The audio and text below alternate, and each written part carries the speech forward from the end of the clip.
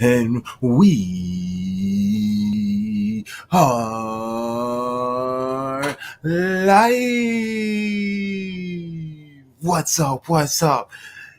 We're Shades of Blue. This is the Lit Stream. I'm Crunk Chocolate, and I'm with the show, bro. Sharpie Charlie, how you feeling? What's good? What's good, man? It's a beautiful Thursday night. Excited to be back on the lit stream. Getting in that routine, right? You got to get it. You build everything up, so now you're ready to perform every 3 days, just like City. We're here. Yes. Yeah. And, had a nice little dinner. And so I'm fulfilled. I'm drinking some good beer. Now I'm here for some great conversations with some Let's do good it. people. Amazing show for you all today. We got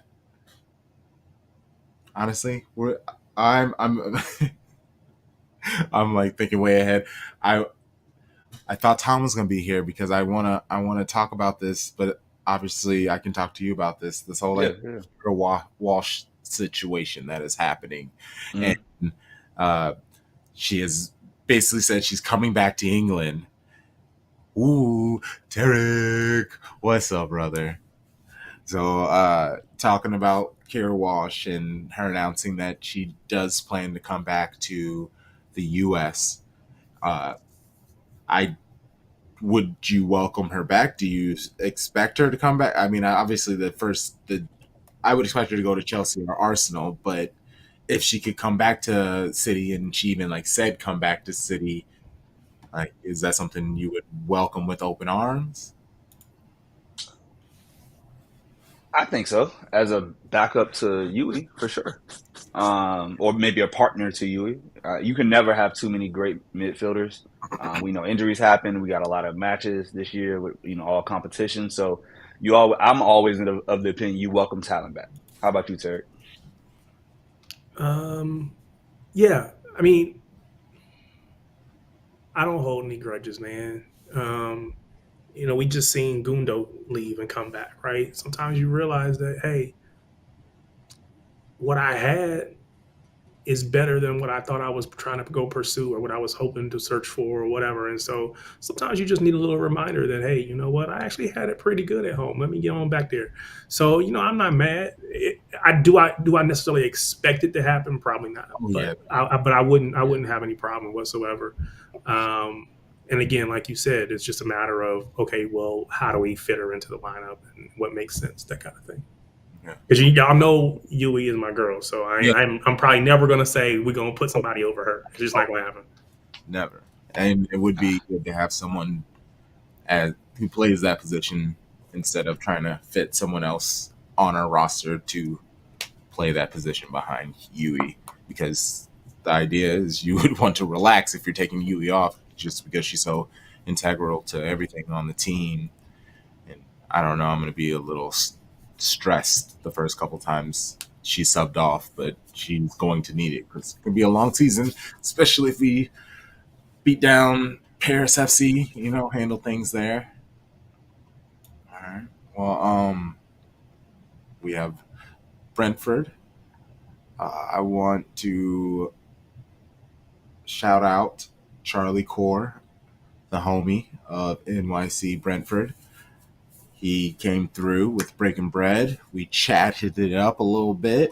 Uh, he's very happy with what's going on at Brentford.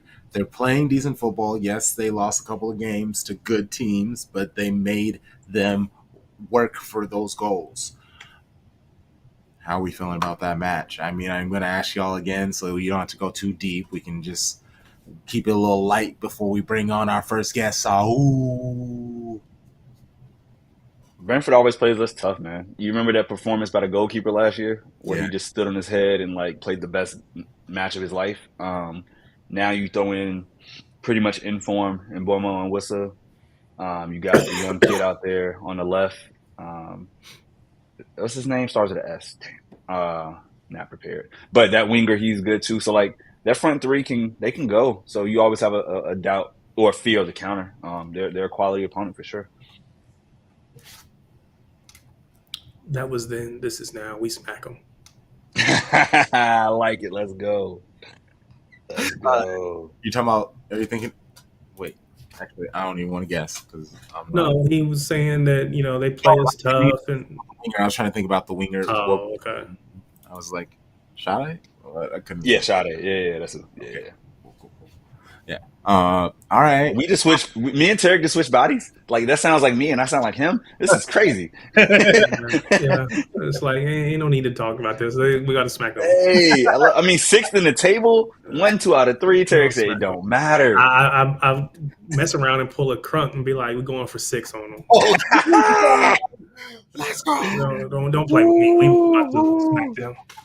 Oh, Damn, let's go. guy. Couldn't be way too late. All right. Well, our first guest. He is, our monthly lit stream, consistent, uh, bitter and blue. Shout out to y'all. What more can I say? Shout out to him. Let's bring him on. Give it up for Saul. Oh my God. Gentlemen, what's up? Nice to be here as always. You guys are the best. Great to Yeah, see you, let's bro. talk some footy. Let's go. Let's Do go. it. And I mean, where else are we gonna start other than Holland? Like what? What? Let's get into it. How is he so great? Why is he so great? I mean, I actually want to point out to this specific thing that Pep said. It was last week, whatever, before the international break. He was talking about how last season Holland not once did any like post match practicing, pre match practicing. He just between his injuries and just he wasn't feeling it. He was exhausted. Now he's just out there grinding, doing all sorts of extra little this, a little bit of that. He's been working on his game and it shows. So it's Yeah, just like, I mean, how you made a right choice because earlier, mhm. last time you were on, you made a prediction of lots of Holland goals, and you might have went low, my guy. Yeah, that's what I was thinking. How's my Holland prediction looking? It looks really good. Yeah. He had a hot boy summer, as the kids say. Charlie would know. Damn right. Uh, Damn right. yeah, that summer off, I think did wonders for him, man. He looks incredibly healthy. Everything's healed. He doesn't have that knock on him. I also saw an article earlier this week. He hasn't been offside in what feels like forever, which is another tool in his belt, right? Another thing that a lot of people criticized him for before at other clubs. Now he's never offsides. He scores goals, and he scored one from outside of the box. Remember that criticism was a big one last season. So he's checking all the boxes, and I don't know. He might have 30 by Christmas. Who knows? Sky's the limit, man. I will say this: he's only 24, and because he's been so great for so long, I think a lot of us don't put that part into the equation. But it's like he hasn't peaked. Like this is literally just him in year 3 of the Premier League, year 6 of top 5 league football, right? Because I think he did what was it two, Yeah, 3 years at Dortmund, so year 5 or 6. So it's like he's just starting to peak at what his powers could really be, and you can already see the first touch is better. That the dribbling's better. I love the close control, the link up play, like everything. We were like, ooh, make these improvements. He's improved, and at this rate, please, no way, never qualify for Euros. Just don't do the World Cup. Don't do Euro. Just miss it by a little bit. Be close, right? Close losses are what we want. Because every summer he's off. This is amazing. yeah. It's a boon for City. I think Holland's really the maybe not the one A piece, but I think he's pretty close to it in the squad, especially with Pep and the development he's showed. Yeah, I'm. And you're seeing it. He's like taking people on. He's knocking people over. Even the goal that he scored with Norway, he held the ball up in the box, bodied the dude. Like, the guy had to like fall down because he couldn't even do anything, and then a tight ankle launched it past the keeper. It does seem that somehow, some way, Holland's evolving. Yeah, yeah. As Charlie mentioned, I don't know when was the first time you guys were like made aware of Holland? Because I think for me it was the 8 goals or maybe 9 he scored on Honduras in the U17 World Cup. I don't know about you guys. I saw that, but for me it was what he did at Salzburg. I think that's like the year. Didn't they go to Champions League? Yeah, And they he were in. like had it, yeah. And so that was when I was like, oh, this kid. Okay. So yeah, that was my time. What about you, Terry? Um, I don't know that I saw. Well, I mean, I'm sure at Salzburg, but definitely really came into the forefront of my mind with his time at Dortmund. I think I probably heard about the other stuff, but because again, scoring 8 goals is ridiculous. So 8, 9 goals is ridiculous. But really didn't really pay attention until he got to Dortmund. And my ass. I was aware of him, but I was just like, yeah, he's just gonna be some like Real Madrid dude. So there's no real reason for me to pay attention to him. Uh, so, and even on our pod, I was like, yeah, we're gonna get Holland, but let's not even talk about him. I wasn't even too. I know he's great. You can tell he's great. He's a freak of nature, but it was very much kind of like a wait Yeah, and see. you weren't too bought in. It sounds like. Oh no, that don't get me wrong. I can't say we. I was definitely bought in by the time he was coming here. It was no doubt in my mind that this dude is special, right? Again, scoring 8, 9 goals is hard, period, right? Just period. But there are times, especially when you're playing in those underage tournaments, that you're just physically overmatched against some of your opponents or whatever, right? So, I take those kind of things with a grain of salt. Um, Salzburg better, but it's like whatever. But when you get to Dortmund, that's top level football, playing Champions League level, a team that in theory competes for the Bundesliga every year. And I say in theory because we know Bayern typically going to win it. When you're doing it at that level, it's something different there. So by the time he came to us, I was definitely all bought in. I think when with Crunk, it was we had talked about it so much you didn't want to just keep beating it. So it kind of was like, okay, he who will remain nameless. We won't say his name anymore, but we were excited about him coming. It was kind of on the flip side. It was like kind of like when you think about the whole time when we were having the discussion if we were going to get Bellingham or not, right? And I think I was kind of bought into the idea of let's bring that dude in because I thought he could be special as well. And that didn't happen. So it's not that we didn't think he was great. It was just in the case of Holland, we were like, okay, we're probably going to get him, but let's not talk about it until he actually shows up and puts on that. Sharpie. Yeah, go ahead. Yeah, I know for me, like, if you go back to summer 21, that was the summer where we knew he wasn't leaving yet, but he was going to be out in 22, right? And it was just going to be arms race between City and Real Madrid. And I remember at that point, we were also looking at, we got Grealish that summer. Are we going to get Harry Kane, right? I was going to say, when we didn't get Kane. Yeah, so it was like everybody in City community talking like, should we get Kane? Should we not? Because he was younger then, right? 3 years younger. He still was Golden Boot winner. But I was like, no, if we got Holland coming or just have the possibility of him, don't go after Harry Kane yet. Like, you go for the younger one who has the higher ceiling. And so obviously SOB starts in that spring of that season, 22. And, the rest is history. But like, I was sold on him before we even like had the chance to really start the bidding process and make the connections because of just where he could be. And just thinking about what that person in Pep's system, we hadn't seen it at City, a striker with those dimensions, that pure physical raw talent.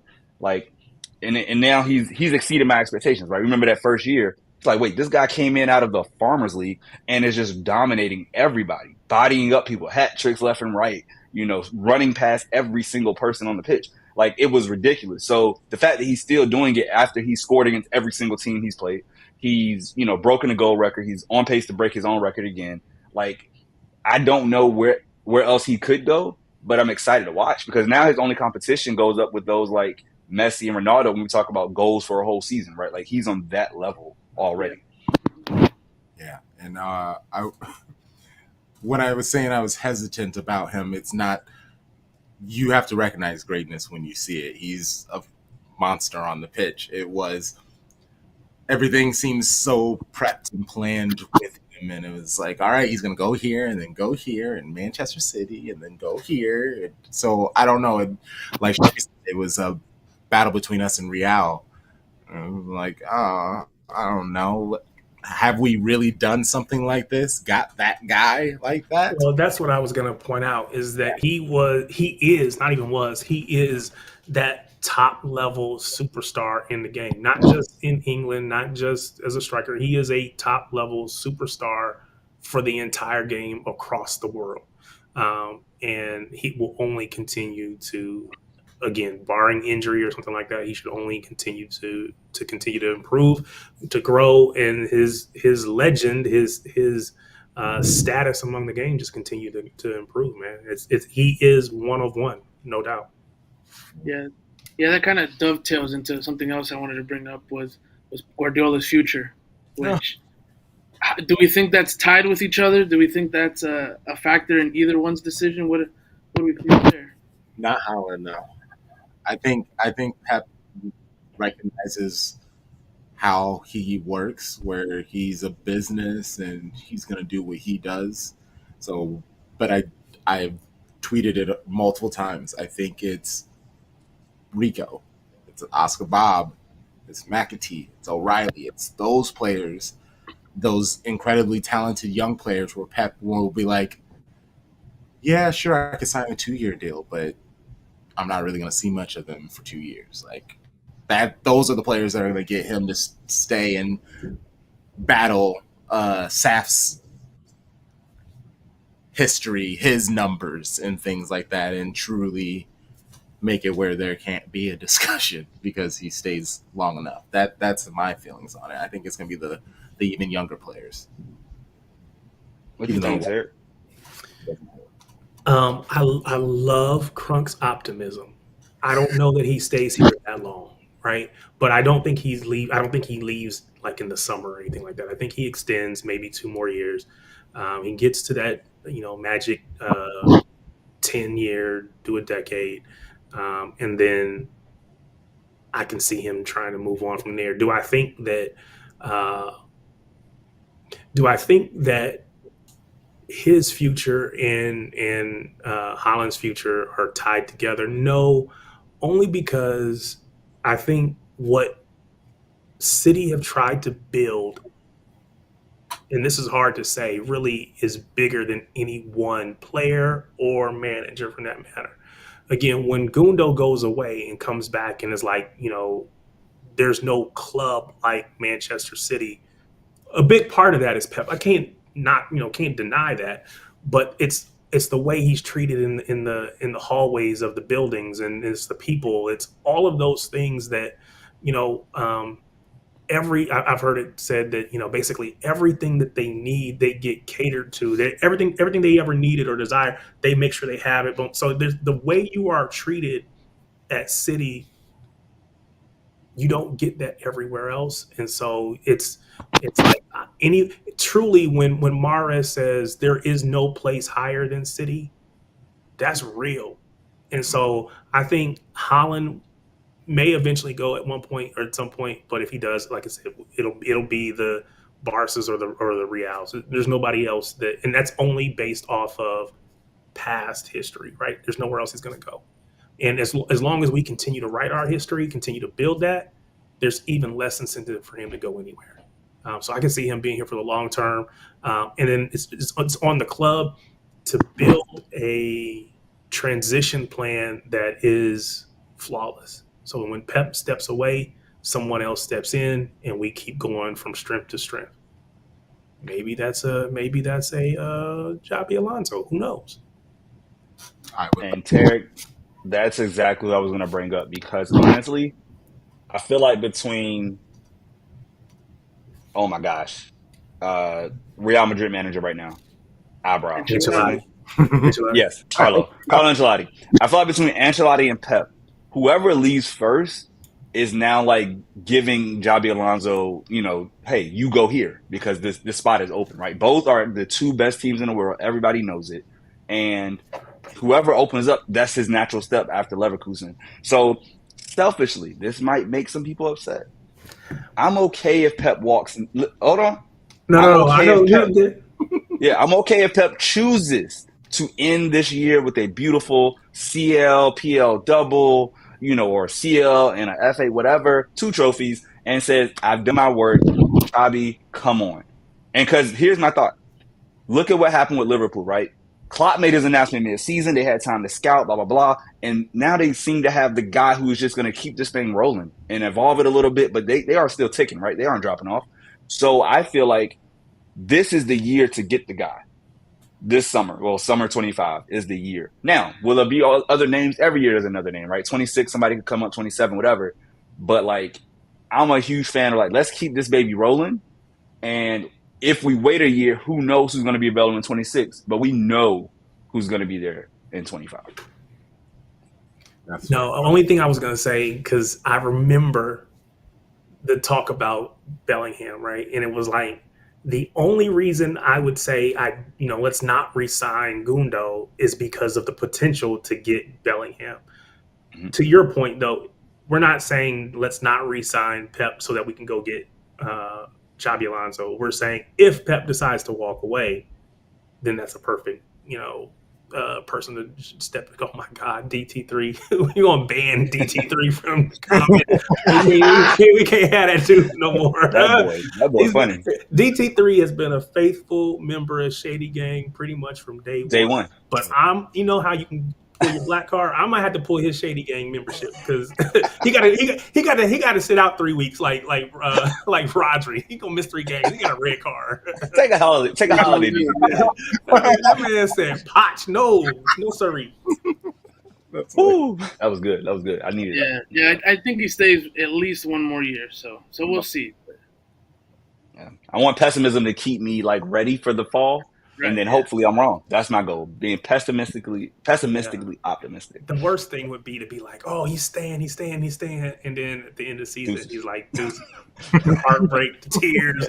See, I don't need that. I'm okay. I'm Exactly. enjoy these moments while we have them. You know, Yeah, every but moment is I a think he's beautiful gonna time. wait for the charges in January, February, which That let's would not be a open big that can of indicator.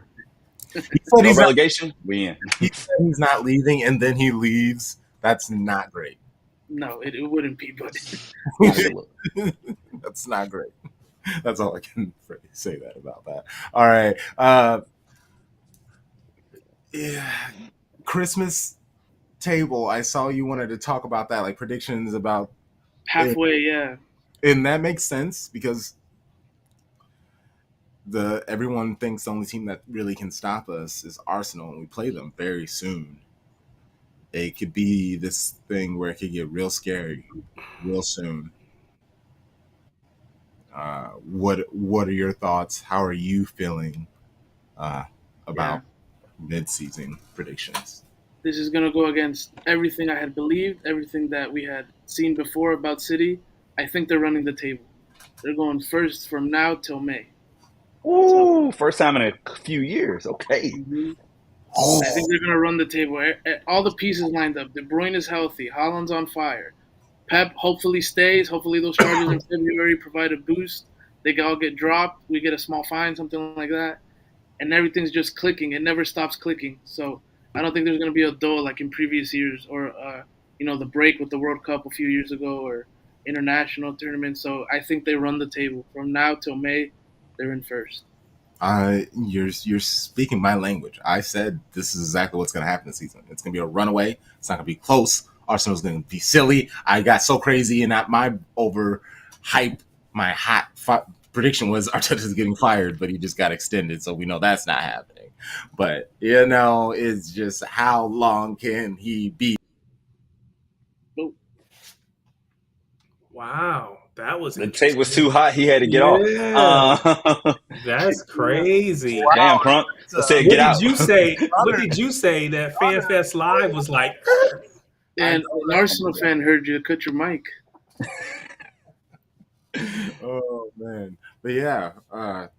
Any of my other show bros? What are your thoughts? I think we can be one, but I see Liverpool pushing us like the old days. This is like the first year SOB, right? 21, 22 is City and Liverpool the whole way. Because I think we are the two most well-rounded teams, right? Like Arsenal's defense is superior. Their offense, I believe, is like a B plus, right? I think Liverpool is at least an A minus on both sides. I think we're A minus, A plus on both sides, right? Like I think we are excellent. Liverpool is just right there. So I'm hoping because it's more fun this way. I love a good title race. And to have that and then to beat them again and keep them at one title, the joy on my face, I need that. I want that. So I want to go into Christmas. It's us and Liverpool neck and neck. The graphics are up. These how many not the run-in graphic. Like I need all of that. And then we win again, per usual. What you got, Terry?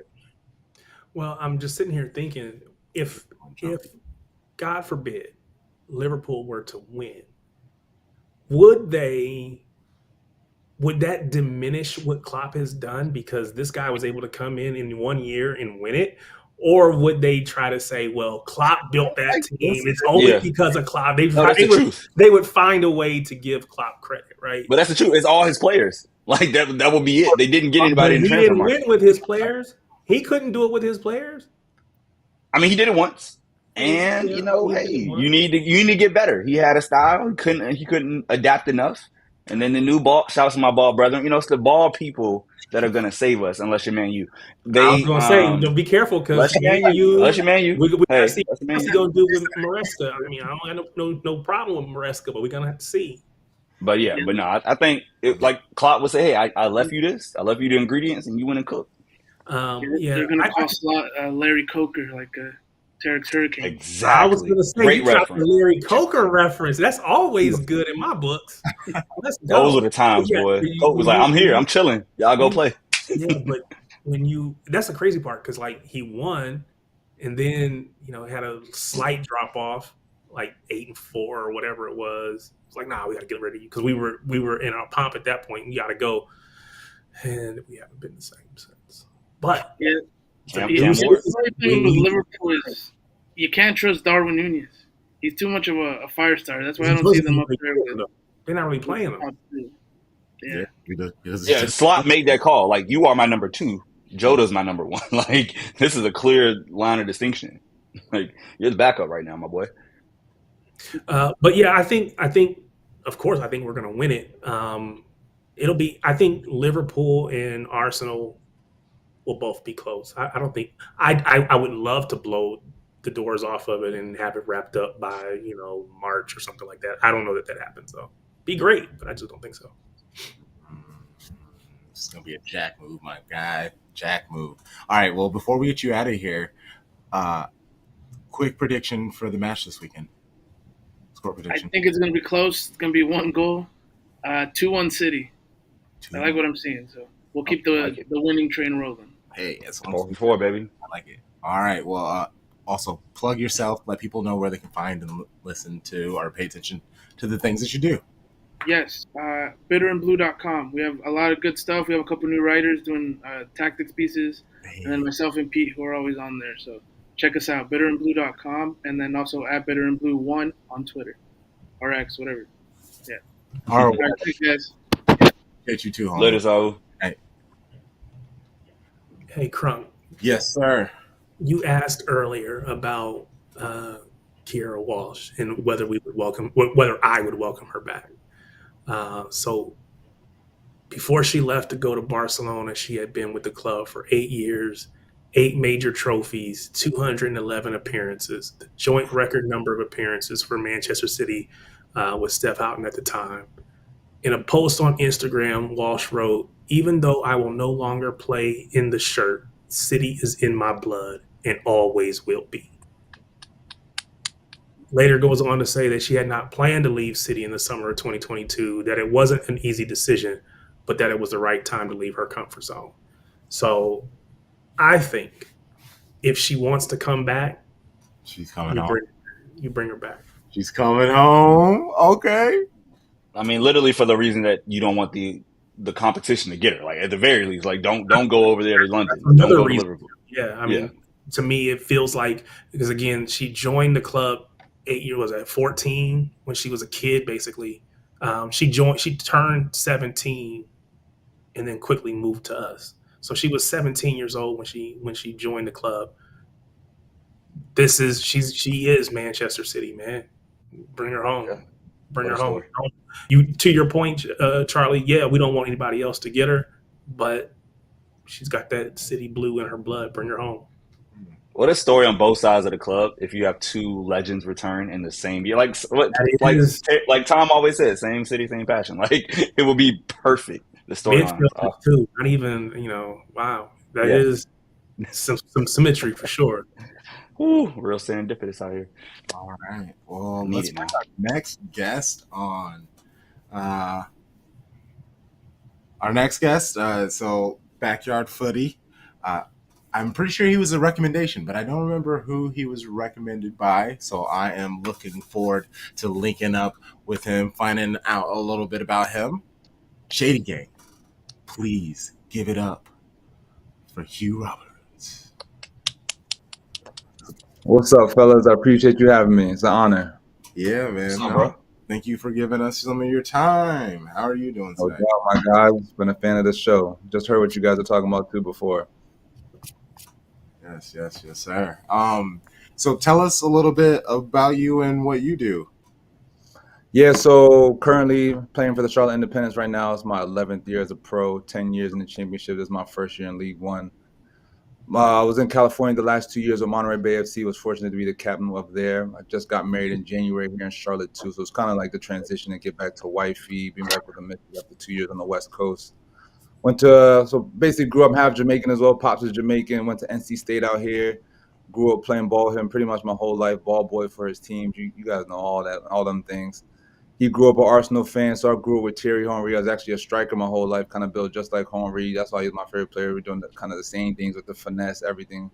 Um, College, I went to George Mason. That's when they moved me to center back. You guys all know the saying, kind of when you're fast and back, you kind of get moved to the back. You know how it is too. Goddamn. So Goddamn. here we are as a pro in 11 years as a center back. So I would say probably just putting everything together from a striker, a midfielder, learning on every single position has helped me now as a pro. And then been, like I said, doing this for 11 years, 6 different teams, bouncing around to different cities up in East and the West Coast now, up in the North and the South kind of thing too. So, and I started, as you guys mentioned before, my own company called Backyard Footy, founded in 2018 as the podcast to start.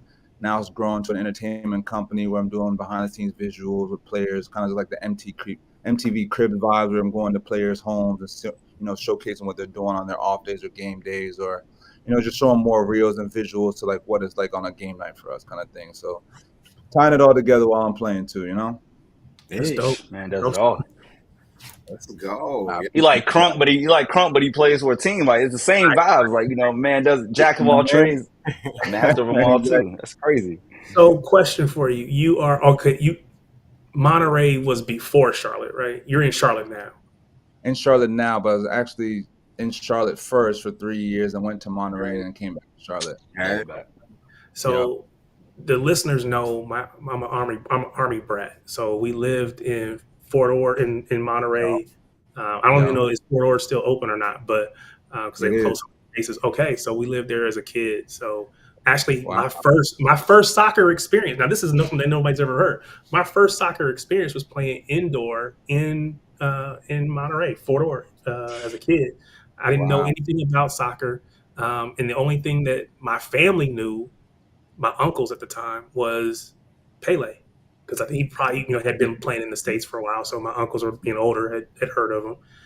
So when they found out that I was playing indoor, because I had played baseball a lot before that, it was like, oh, okay, Pele. So that was just kind of a thing. But so that's cool. It's cool to hear, man.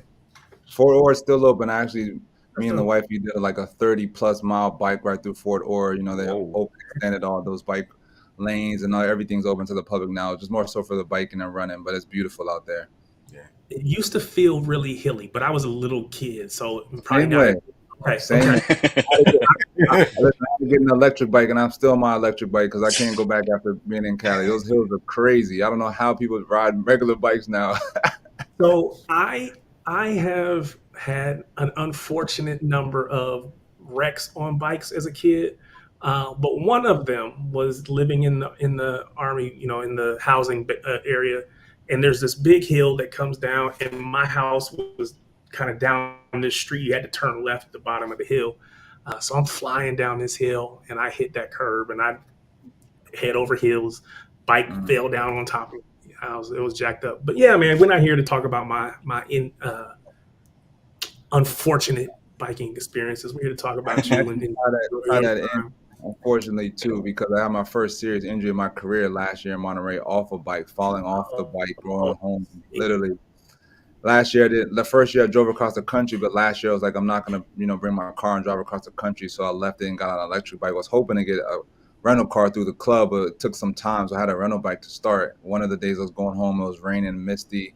turned the corner, flew me off my bike, and I had a growing injury for like a month and a half. Man, it was Yeah. oh man, the most So unfortunate thing I Ford is learned.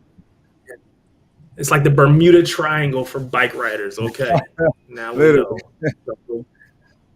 Wow. That's what's up, man. Glad to have you, man. Yes. how do you guys?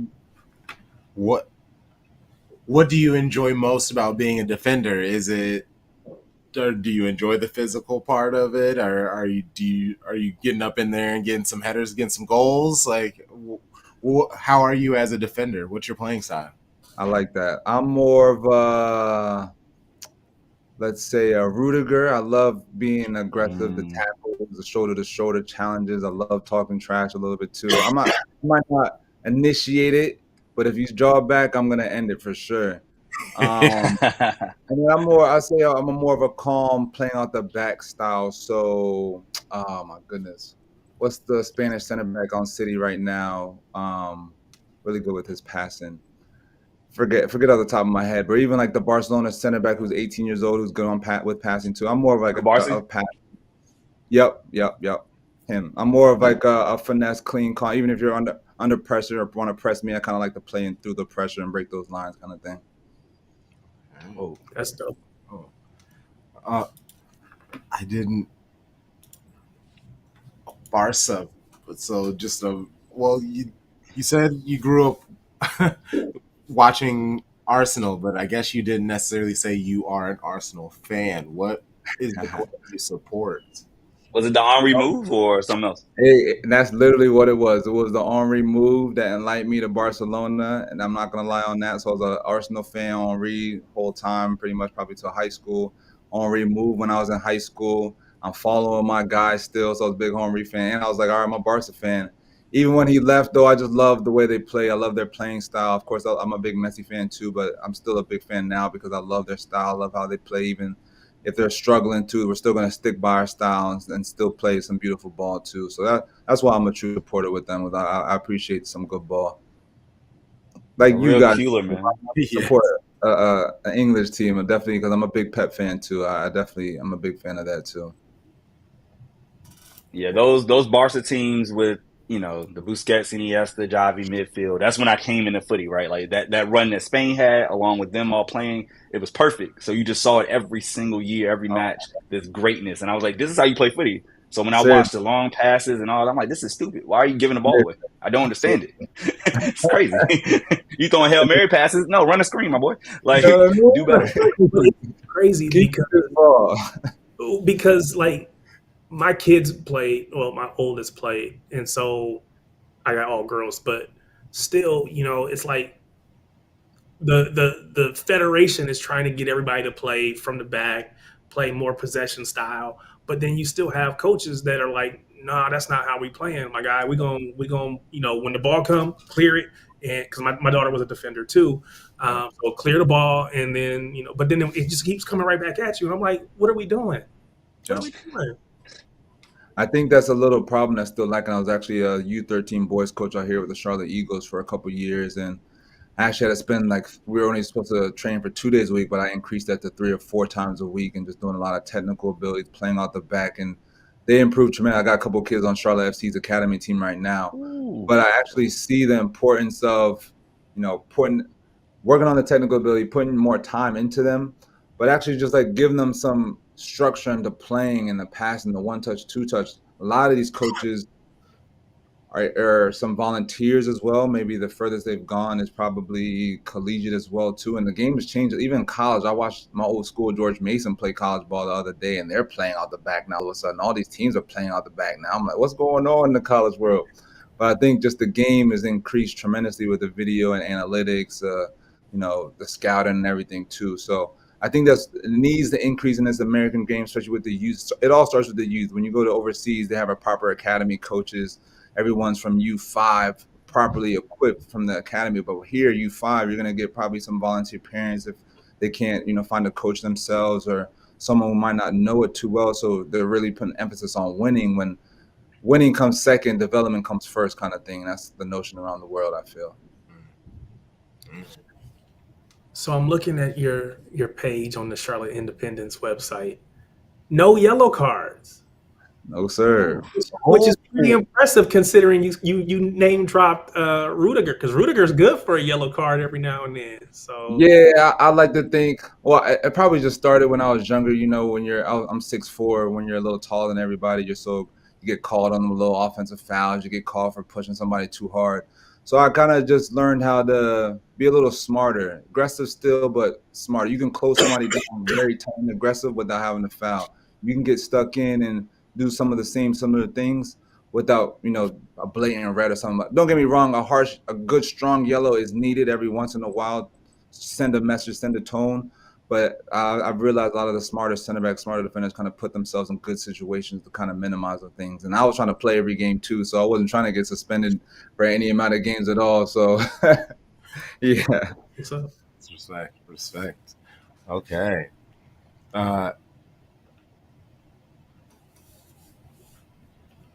I'm trying to decide how lit I want to get at this moment. I constantly call Barcelona Brocolonia because current Pinching situations. pennies. We pinching pennies over here. You guys have made diamonds out of grass and all kinds of things trying to raise funds. Mm-hmm. So it is what it is.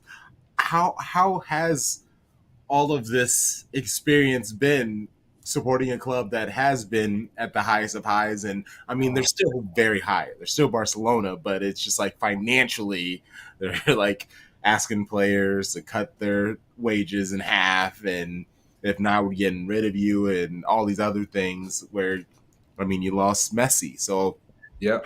has this disruptive period been as a Barca fan? I would say the last 5 years, I'm not gonna lie to you, has been pretty frustrating. More so, let's say these most recent years, like finally we're kind of getting a breath of fresh air to what we used to be.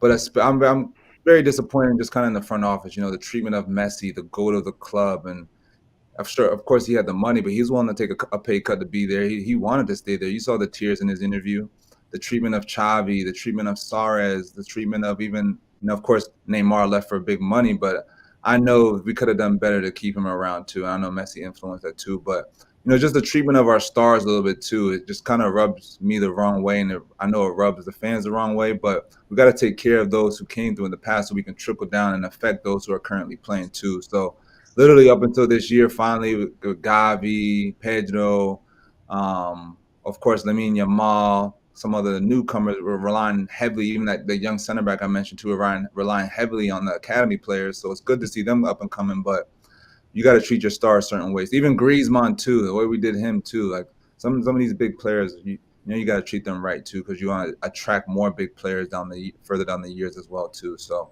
it's been frustrating, but it's slowly looking like it's turning around a little bit. I think one of the coolest things for me to watch is just the fact that La Masia doesn't stop. Like they Yes. have put out talent every Yeah. single year. Now, Yeah. what heights the talent gets to, who knows, right? That's what's going to happen. But there's always somebody who lights it up, and you're like, hey, is this kid the one? Like we didn't see Lamine Yamal coming until he came, and it's like, wait, he's starting in Champions League. Wait, he's starting for Spain. Wait, he's starting in the World. Wait, he won a Euros. Like it's just crazy to watch. And so I remember when Pedri and Gavi broke on the scene. It's like, wait, is this the reincarnation of Javi and Iniesta? And Mm-hmm. so it's just like every time you think Barca's down, they got kids that give you hope. And I think the manager now, what Hansi Flick has done, like you put hot start in the notes, and man, like nobody saw 4-for-4 from Barca coming. Yeah. Nobody saw that 7-0, right? How does that feel now to watch the team, right? We got the old pillar in Lewandowski, got some transfers, got some La Masia talent. Like, how does it feel watching it all gel so soon? It's a good sight to see, especially Lewandowski, and I'm glad you touched on that as well too. I don't know if you had a chance to see the La Liga documentary on Netflix, but they did a good job talking about his background, the reason why he wanted to go there, and it really speaks to the culture because all young players look up to a good experienced player as well too, and he set the tone coming through with the fitness. Look, people don't realize the little things you do off the field really goes a long way for people who are looking up to you too, and he came through and set the tone, and the coach as well too. I don't know if you guys have seen, they're doing more physical things in the weight room, jumping, and more strength toning as well. And I know Spanish culture isn't like that. I talked to a bunch of players; they barely even lift weights. But just seeing the reaction from players are feeding into it, they're buying into it as well too. some of the games that we've come back and won from being down 1-0, 2-0, and we've gotten good results too. So for me, it's good signs because it's speaking to the mentality already, especially for these young players getting this good experience now. So does it keep going? Are we pushing Real Madrid the whole year? Because they Oh got some yeah, oh gelling yeah, issues, oh yeah. injuries. Listen, I'm Okay. gonna say I'm a big fan. Listen, obviously they're my rivals too, but I respect and I love the culture what's going on in Madrid too, and of course I'm rooting for my brothers.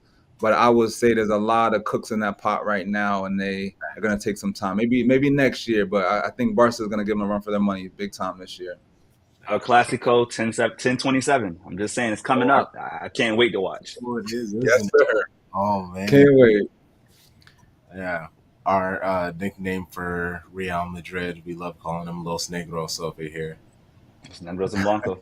Goes. Los Negros and Blanco. Tarek, what were you about to say? No, I was gonna shift the conversation a little bit. So you got more to say about Barca. Go ahead. Oh, no, not it. Okay. So, as I understand it, so you're in Charlotte. As I understand it, Charlotte Independence was there. It's been there about 10 years, looks like, and the MLS club has recently come in within the last, I'm gonna say 3 to 4. What has that been like for you in the club Independence? From whether it be fans, whether it be game day, how has that impacted the club? And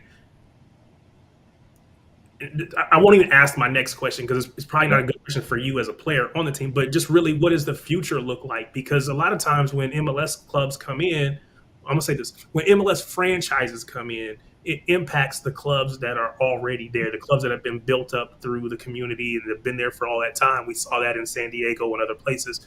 So, how has that been for you as a part of?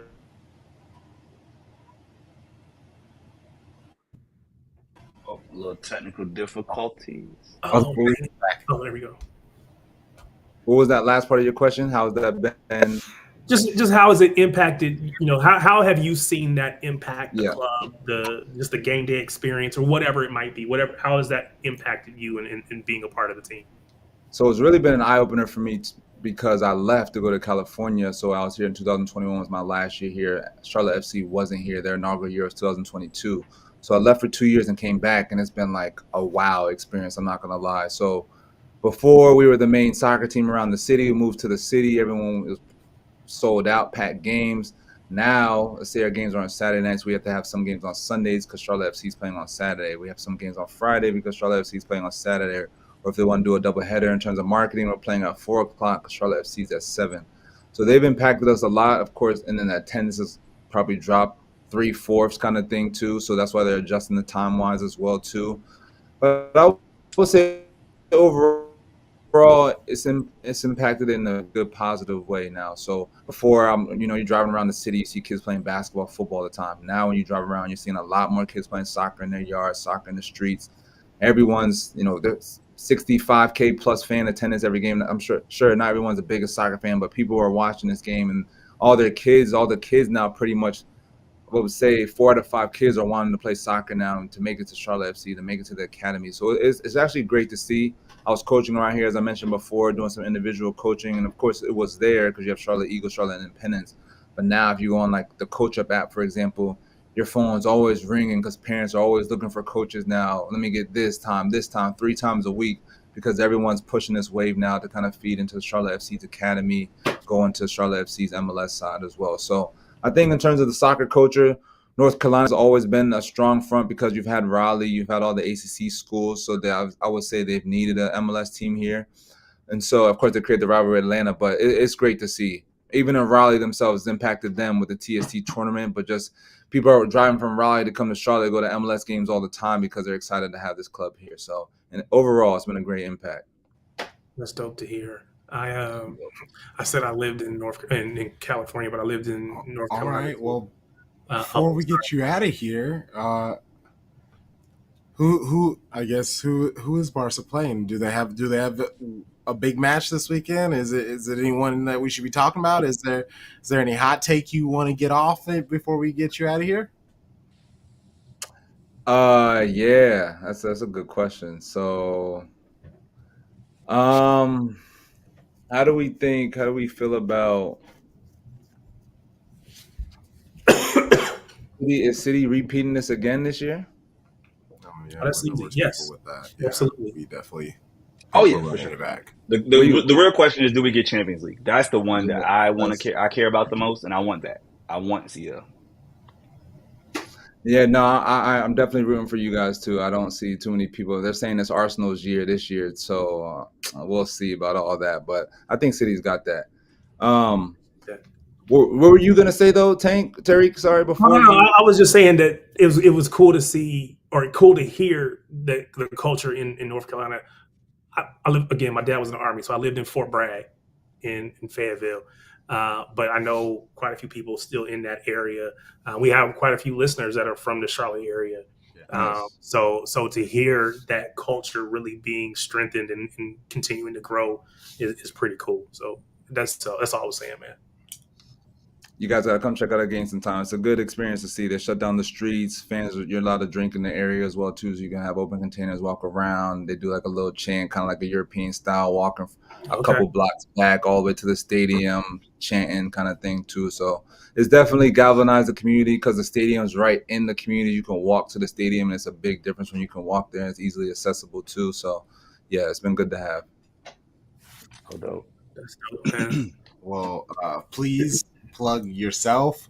Let people know where they can find you and the things that you do. Definitely. So my main page on Instagram, Twitter, social media is Superhuman, super with my name HGH man.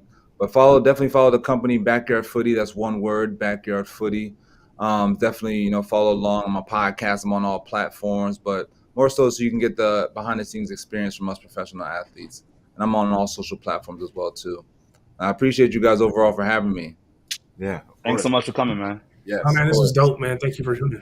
Big fan of you guys too. Keep this going, man. We need more just soccer talk in general too. Appreciate you. Oh, we do, baby. We'll definitely That's link. love, man. Thank you. Well, for sure. Yes, sir. Touch. Anytime. You guys have a good rest of your night. You too. You too, man. Hey. Okay. Well, I don't know where Puneet is. Hopefully he's okay because, famous last words. He was like, "I'll be right on," and then he didn't come on. So it's just like, oh. You're okay, so you are here. Okay, well then come on, friend. Man said I've been here, dog. I haven't seen you in the background, so I don't know. I'm not assuming. I was worried. It's the fan 308 that threw you in it. I did. Yeah. So hit. I think I put how to get on. There he. Oh, but there he is. Let's do it. Oh, man, 2 times he's back. I was literally sitting here watching the whole thing. I'm like, all right, cool. I'll just be. I didn't know I had to clock in. Put the punch card in. It's just nice to know that you're here, so I can make it a smooth. Yeah, I saw Soul talk earlier. Then I saw Rob talk, and I'm like, all right, cool. My turn's coming. Here we are. And here we are. How y'all doing? Great. Doing good, man. I just want to start. I just want to say, man, Puneet comes on. It takes me back to if you ever played Grand Theft Auto Vice City. Puneet looks like he's in Miami. He's doing some work. He's in the nightlife. I think it's the glasses. They got me, bro. Like, I'm a fan. It's the glasses, and this is honestly my work from home office spot. So, in the event I ever do work from home, it's literally right here. There you go. Set up and everything. How y'all doing, though? Yeah, man. Good. We're good, bro. I mean, let's get right into your club, bro. Let's get out the niceties out of the way. What's popping with that red side of Manchester? Talk to us, man. I mean, what was that old saying? Trust the process. It's not even trust the process anymore. But I will say this: I'm not upset at anything that's going on. It's not an easy road. But for the first time, we have some structure that we copy and pasted from you guys, quite literally. We took Omar. I don't really know Omar's impact as of yet, but that's something we'll see over time. But clearly, Ineos and Sir Jim had some idea of a vision, and whether it was literally copying the whole blueprint from you guys. I mean, we've added a lot more structure. You have Wilcox there. You have who's that guy from Newcastle?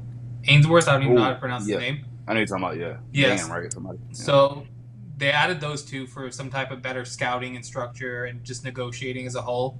you can kind of see that translate over well with how we've signed players this summer. They signed Vivel as kind of like a head scouting director role, and it's kind of paid off because we're just more aggressive in the South American market, which is very uncommon for us because the last couple South American players we would sign were players already in Europe. And now it's kind of just like, oh no, we're going to do the same thing, Madrid do, the same thing City do, the same thing even scouts at like Brighton's level do. It's just like we're going to be a lot more pragmatic to go to South America. If it's a $10 to $15 million pound gamble, we'll take it. Like you guys did good scouting with Perón. That was your most recent signing for South America. He hits. If not, it's like a 20. You guys signed him for like 15 or 20 million. Yeah, and loan him out. You can resell him. Yeah. And so the other kid we just got, Echeverry. Is he coming from River Plate? You can't forget Alvarez either, though.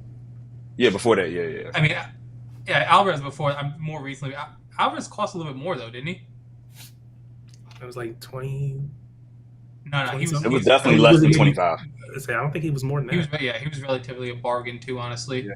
But yeah, no, I mean, it's just 14. The thing I'm looking for United this season is the players we brought on establishing a young core, which I mean they kind of had. You can see it now. Mayo's, Cobby's in there, Hoyland, Garnacho, and then you can see Xerxes was signed. Diallo's kind of being promoted and pushed into that window now. And they signed Euro. They signed De Ligt.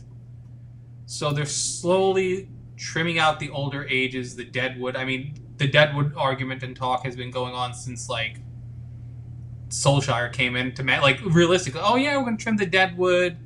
I mean, you still have Lindelof here. Shaw is still stealing wages. But this is probably closer to a, not necessarily a hard reset, but a hard cleanup as we've been in recent time. I think for me, what I'm waiting to see is if Ten Hag has the gumption to stop playing Marcus Rashford and really let the kids go. It's been a while since I've seen something that Marcus Rashford has done to make me feel inspired, where he's come up big in big matches. Like, how do you feel with Rash? Obviously, he's a club product. We love that. But, like, on the pitch, I mean, Mans ain't doing it for me. So a lot of people were critical about him the first 3 games, rightfully so for the first one because he's kind of I mean, all in all, I don't want to put too much stock into it, but he's kind of been disengaged with his body language. But I thought he did really well in the Liverpool game. They just weren't playing the ball to him. I know it sounds so stupid, but like you really have to get him in a spot where he can either chase the ball, he can make a run, he can take on a defender, and I could probably count on my hand. There must have been maybe 2 or 3 chances where he got put in a position to be creative. And not for nothing, he created 2 chances in the second half. Xerxes missed both of them. So, I mean, I can't even fault him for that. I know people like to put a lot of stock into the left-back position. They're like, oh, Rashford plays better when he has a fullback who can overlap with him so he can kind of tuck under, do what he has to. And, I mean, I'll put a little stock into that, but I'm not too concerned with Rashford. I know that people already are sharpening the knives for him, whether justly or unjustly, so I wouldn't put too much caring into Rashford's performance because everyone knows you have like one, 2 goals go in, all of a sudden they start pouring in. You find your legs again, you find the confidence, and you're good to go. And it happened last year too. I mean, he was having a rough stretch. He took a PK early in the year. I think it was like October, and then he went off to rip like 3 or 4 goals over like a 6-7 game stretch, which is good. True. I love that patience, calm. We don't see this a lot from Man United fans, so it's nice to see that somebody has like, hey, this is a process. I think what you all are doing is close to what Arsenal did, right? When they had to tear it all up, got rid of Emery, and you literally watched them build out. And every year now, for 4 or 5 seasons, they've increased their point total, right? Like some things take time.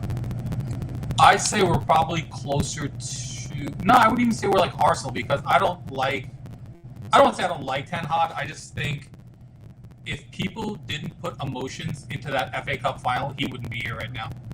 And that's the reality of it. Like, one good game where he set up well, United played well, shouldn't cover the mess that he had done the prior 6-7 months. And that was some awful football, uninspiring football. This is his third season now, and everyone's like, oh yeah, his system's in place. You see spurts of his system, but it's not consistently. So what's that on? Is it on the managers or the players? It's been the same manager for 2 years. It's been relatively the same players for 2 years. What's the shoe that's going to fall now? Is it going to be on Ten Hag, or is it going to be on the players? How many times can you possibly switch players and they still don't get it? I don't think that's a fault on the players. I just think there's no good structure in place. Ten Hag likes to play. He likes to play on the counter. How many times are you going to set up on the counter? When a team sets up on a low block, what are you going to do? And that's literally where we are right now with it.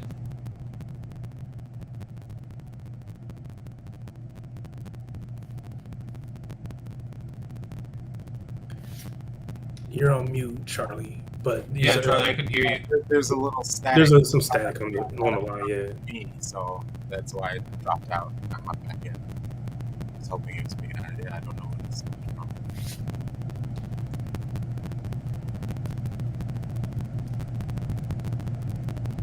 I need Charlie to get the subtitles under his screen so I can at least read what he's saying. Oh, I think it's because you took out your AirPods. You might have to restart. That's what had your audio locked in as. Man. Activity in the summer window. Did you not see that we brought in the greatest signing of like all time with done together? I saw that for you guys. So here's my question for you guys. Greatest signing ever. You guys let Alvarez go, which was, I mean, just in terms of business part, it's good business because he wasn't seeing the minutes. That's a lot of money you guys got for him. But my thinking was you guys don't have a replacement now. Which, I mean, is like, last year probably would have been more of a concern when Holland was a little bit more inconsistent, but now he's kind of found his footing. He's never going to miss again. Yeah, I think to your point, I think, yes, it was. So to your point, we have not brought in a direct replacement for Alvarez. Last year, Holland was hurt for a big portion of the year, and KDB was out for long portions and large stretches of the season as well.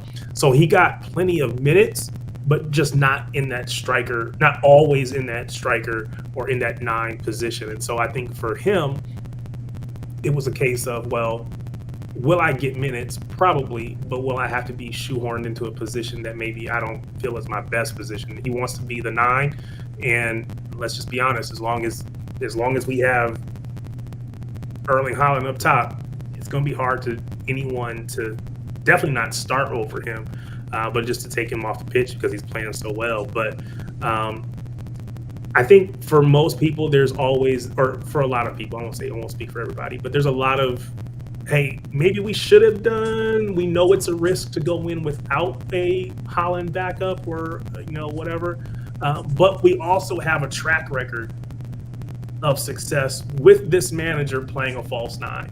And when we played that false 9, it was Phil Foden. When we played that false 9, it was Gundogan. So we have played that position. We've played that style. Now, granted, we are very much sold on the traditional number 9 in the way that we play. So it's one thing to mix it up for a game or a match, but if we were going to say, God forbid, Haaland is out for the rest of the season and we have to completely overhaul the way that we play, I think it would probably take a little bit. But if it's just, hey, we just need you to fill in for a game or two, we'd probably be just fine. But I don't. Again, you hope that it's not an issue. I think what's interesting about City's window is you guys really reinforced the wings in the sense that you guys brought Savio in, who I like. Oscar Bob surprisingly got promoted. I was really shocked to see Pep really go through with that. I was like, oh, maybe Pep will, bring him on slowly. And he was like, no, we're ready to go with him. He was legitimately pushing for minutes, like, before he hurt his leg, unfortunately. But, I mean, you think about the wings. You guys have Doku, Grealish, Savio, Bob, I guess Foden there, too, and Silva. Although I do prefer Foden kind of in that Griezmann role, which no one will ever do, unfortunately. But no, I mean, you look at this is my whole thing with just not even City, but like any team. When you guys are constantly winning, when you guys play the same amount of games, eventually there's some burnout on players. You saw it with Cancelo, so it was like the perfect time to finally just dump him and get him away. He didn't fit the fold, and it's just like you guys did it with Laporte too. You guys let him go, and that's why I was kind of shocked at the lack of activity. I'm like, they're really not refreshing the squad. But I guess you guys are going to promote Echevarria. I hope I'm saying that right, and Perron. So they'll probably see significant minutes come around later this year, right? So Echeverry coming in January, I think. So he's not available right now. We brought in Savio, who started like a racehorse out the gate. So he's been great. And I think really the biggest thing is we were planning on giving many more minutes to players like Oscar Bob. I don't know how much you paid attention to our preseason. Probably not much at all, because why would you? But for preseason, again, a lot of our players were out, but he was absolutely, without question, the best player on the pitch every single match. I think he pretty much scored or assisted every game. So unfortunately, he got hurt.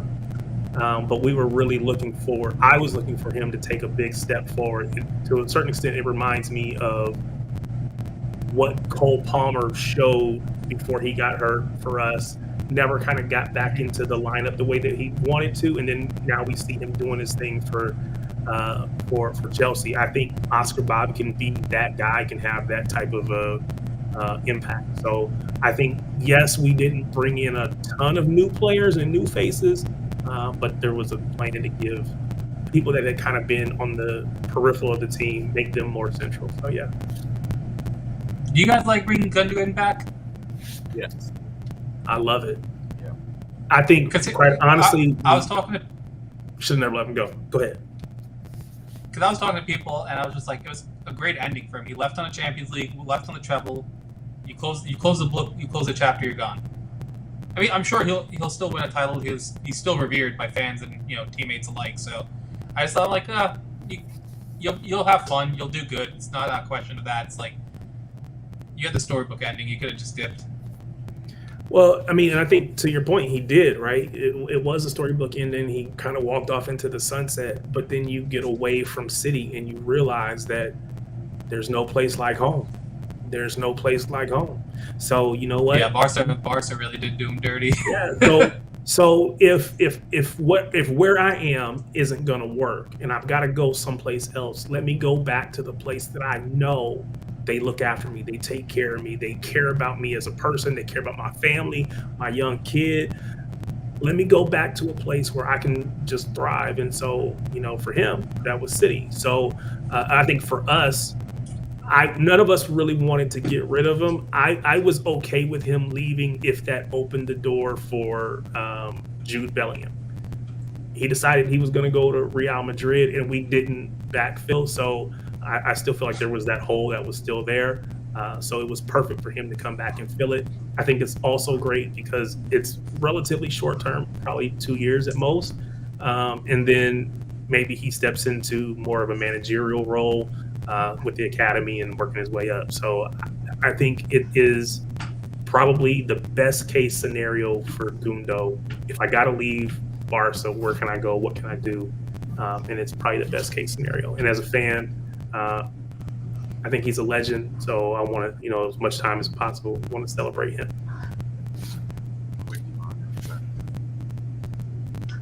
I can't hear you. You were just soft. Oh, I was saying, yeah, no. Yeah, there you go. Okay, yeah, no, I'm with you 100% there. Exactly what he said. Yeah, I'm happy to have him back. He's needed. I don't think City would welcome anybody back. I wouldn't want to welcome anybody back.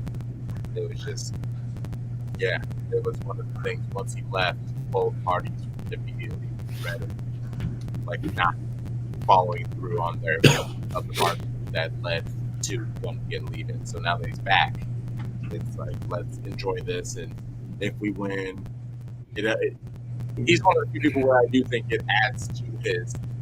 He's not coming back to us like sad or slumped over or embarrassed because he was statistically one of, like, if not the best player on that team last season, like from a creative aspect, from supplying and setting things up to score and create. So he's being that he maybe weren't sure of his ability to keep his ability. He proved that he still has it, so that come back and almost like pick it up. So both sides can be like, hey, maybe I was hard headed on my end. City like maybe I and win some trophies, maybe. Your mic, to me at least, your mic was really soft. I heard most of it, but Oh, I don't know. I know we're having quite. It sounds like we're having quite a bit of technical difficulties tonight, unfortunately. So You did bring up a good point though about him jumping into a managerial like academy role. I didn't really consider that because if he is serious, like if he does have like some inclination that he wants to manage, it's probably good these last 2 years. You could still play but work on the badges, like transition to eventually getting your footing into the academy, kind of like how I mean commonly all the players do it the last couple of years. They just hang around like that last year, just work on it. yeah, he's actually there's footage of him working with the academy kids in the past. I think he's already done his badges or with all that. So it's just really a matter of when and where does he want to step into that role.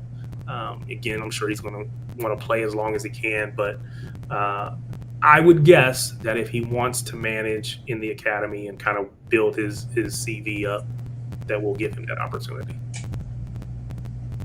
Well, I hate to end this short, but obviously my mic is having problems. It has this like weird static thing, so we'll just have to bring it back on. I do really apologize because that was annoying. So